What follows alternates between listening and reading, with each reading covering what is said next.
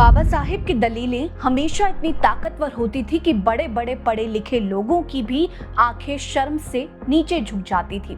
उन्होंने लंदन से वकालत पास की थी, लेकिन वकालत की प्रैक्टिस उन्होंने भारत वापस आकर शुरू की थी। बाबा साहेब को 4 जुलाई 1923 को बार काउंसिल की तरफ से बार काउंसिल की मान्यता मिली थी और 5 जुलाई से उन्होंने वकालत शुरू कर दी थी। लेकिन वहां भी उनकी जाति सबसे बड़ी बाधा बनी। उनकी जाति के कारण ऊंची जाति के वकील हमेशा उनसे भेदभाव किया करते, उनका मजाक उड़ाया करते। लेकिन बाबा साहेब ने हमेशा इन सभी बातों की परवाह किए बिना न्याय के लिए आवाज उठाई थी। कहा तो ये भी जाता है कि कोर्ट में उन्हें बैठने के लिए चैम्बर तो दूर की बात है, एक कुर्सी भी नहीं दी जाती थी ताकि वो अपवित्र ना हो जाए। मगर इससे बाबा साहेब का मनोबल नहीं टूटा। उन्होंने घबराने के बजाय कोर्ट के बाहर ही एक चबूतरे पर अपना बेंच लगाकर अपना काम शुरू कर दिया, जिसके कारण उन्हें लोग चबूतरे वाला वकील कहने लगे थे। वो उसी चबूतरे पर बैठा करते थे, दलित, कमजोर और जरूरतमंद लोगों के लिए न्याय की लड़ाई लड़ते थे। बाबा साहेब के पास अक्सर वो मामले ही आते जिन्हें लेने के लिए दूसरे वकील इनकार कर दिया करते या फिर उसमें जीतने के चांसेस ना के बराबर होते थे। ऐसे में बाबा साहेब की जिंदगी में ऐसे कई मामले आए जब बाबा साहेब की एक दलील ने पूरे के पूरे केस का रुख ही बदल कर रख दिया। नमस्कार, मेरा नाम है रीटा, आप भीमसेना देख रहे हैं। हमारी ये वीडियो अगर आपको पसंद आएगी तो लाइक जरूर कर लीजिएगा, चैनल को सब्सक्राइब करना मत भूलिएगा और कमेंट सेक्शन में अपनी राय जरूर रखिएगा। चलिए शुरू करते हैं। 1923 में वकालत की डिग्री के साथ ही ब्रिटिश हुकूमत ने बाबा साहेब को 2500 रुपए हर महीने सैलरी पाने वाली जिला न्यायाधीश की नौकरी ऑफर भी की थी। लेकिन बाबा साहेब अपने मकसद से टस से मस नहीं हुए और उन्होंने वकालत को बतौर पेशा चुन लिया।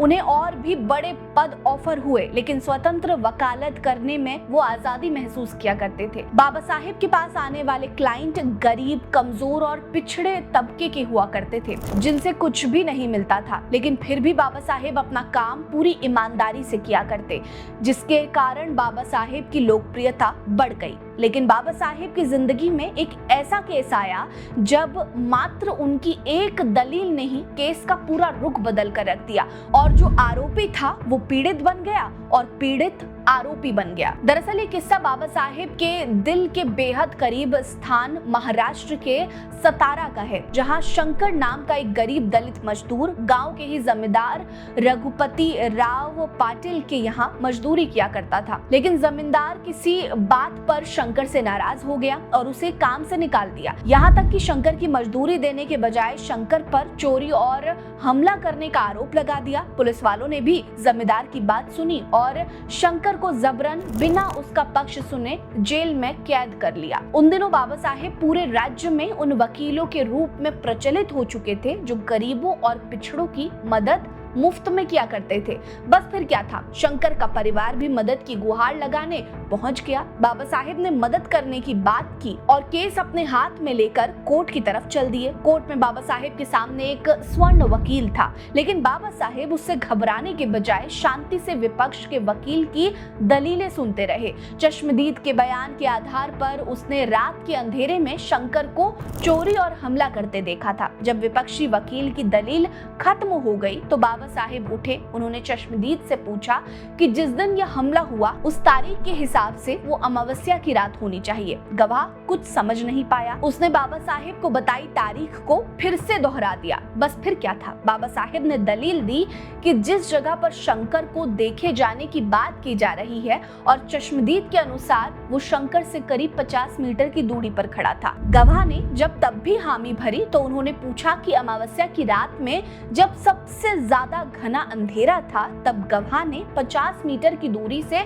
शंकर को कैसे देख लिया, जबकि वो 10 मीटर भी दूर होगा तो बिना रोशनी के कुछ नहीं दिखेगा। किसी को पहचानना तो दूर की बात है। बाबा साहेब की इस एक दलील ने पूरे केस का रुख ही बदल कर रख दिया। यहाँ दलित शंकर को न्याय मिला। कोर्ट ने न केवल उसकी मजदूरी दिलवाई बल्कि जमींदार से मुआवजा भी दिलवाया। बाबा साहेब केवल केस ही नहीं लड़ते थे, वो लोगों की मदद करने के लिए सदैव तत्पर रहा करते थे। बाबा साहेब केवल एक समाज सेवी नहीं थे, ना एक अर्थशास्त्री थे, वो उसके अलावा एक अच्छे इंसान भी थे, जो उन वकीलों को टक्कर देने से कभी नहीं डरते थे जो लोगों का गलत इस्तेमाल करते थे। बाबा साहेब की दलीलों ने उन्हें समाज में काफी सम्मान दिलाया था। उन्होंने इसलिए दलितों और पिछड़ों को शिक्षित होने के लिए प्रेरित किया, क्योंकि वो जानते थे कि दलित पिछड़े अपने हक के लिए बहस तभी कर पाएंगे जब वो अपने अधिकारों को समझ पाएंगे, जिसके लिए उनका शिक्षित होना सबसे ज्यादा जरूरी है। बाबा साहेब की बात के आप कितना इत्तेफाक रखते हैं, हमें कमेंट सेक्शन में जरूर बताइएगा। हमारे साथ बने रहिए। नमस्कार।